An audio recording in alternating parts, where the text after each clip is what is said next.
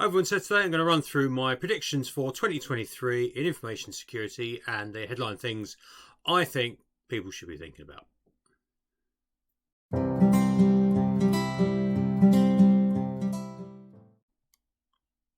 So these are my prediction thoughts for 2023. Perhaps no real surprises here. Some of these things should be things we've been doing for a while now and should we kind of consider the basics. But yet again, time and again, we see compromises happening where these areas haven't been covered as well as they should be. So just to pick up on these, and that's why I've included them. But be fascinated to hear your thoughts. Drop them in the comments below.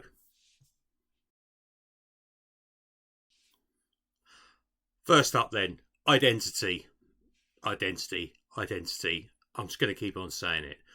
So many of the compromises we're seeing, and you're reported at an international level even, come back to identity compromise. And I've been working with organisations who have had instances of identity compromise. It's such an easy way for criminals to compromise your environments. It's the, do they brute force your passwords? Do they get you to click that link that gets you to give up your passwords? Are you using poor passwords? And we've got to move on and really bolster our identity management and our identity security. And there's many ways we can do that.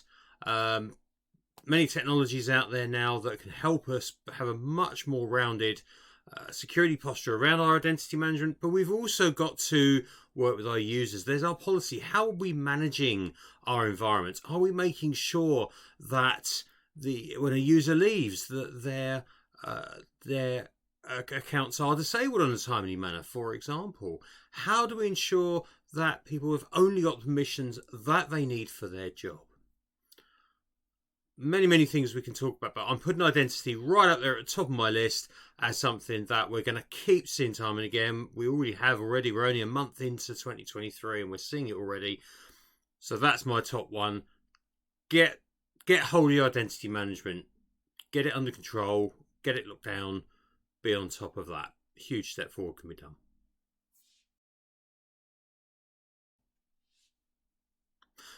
Number 2. Understand the risks your organisation faces. And all organisations, again, should be doing this. But look across your organisation. And particularly when we're talking about the technology and your cyber approach, look at where your risk points are. If you have an organisation where your staff are based in the office, they never leave the office, their devices never leave the office, you're using on-premise infrastructure, your risks are going to be a lot different to an organisation who have hybrid or remote working, staff out on the road, mobile devices, cloud compute. The risk profile is completely different. But if you don't understand where your risk points are, how can you start building out a security plan? You can't, because you need to understand those risks first. So this becomes before you buy the latest shiny security software with all the great bells and whistles, doesn't matter which vendor it's from. Understand what your risk. What are you trying to protect against first? Where is your most sensitive data? Where is your critical points? Everything within this topic. Absolutely next thing. And I think so many organisations, particularly coming through COVID, where we had to adapt extremely quickly, perhaps haven't quite reviewed that as recently as they should do. So I think my next point is definitely understand your risks, where they are, and you can use that to help inform your security strategy. Number 3, who's responsible for your security strategy? Fundamentally, it's you. It's not someone you outsource to. It's not a service you buy. Fundamentally, it's you. It's your data. It's your organisation. Yes, you can absolutely have partners come in and they can be a key part of your organisation. But fundamentally, it comes down to you. A common comment I've heard over the years is, well, my data's in Microsoft. Surely it's secure there. They've got these great data centers in the cloud. There's an element of truth in that, but it's not the whole picture. There is absolutely a shared responsibility model whereby you still have a certain level of responsibility. Depending on the cloud compute model, SaaS, IaaS, PaaS, and so on, there are differing levels of points of responsibility and different levels of responsibility. So for SaaS-based software, you will still be responsible for things like your identity management, for your deploying certain controls into the environment. Whereas in an IaaS environment, you are also taking on the responsibility for things like the virtual machines, the patching, and that side of things, and much more. I'll just touch on that lightly. So it's key to understand who's got what responsibility. If you work with an outsourced IT partner, brilliant. There's some great ones out there. I happen to work for one, and they can bring so much value to your organisation. Their expertise, the specialties. Again, you could employ one person who doesn't have anywhere near that level, or you have a whole organisation who's got your back. But you can't just say, that company do it for me, they're IT.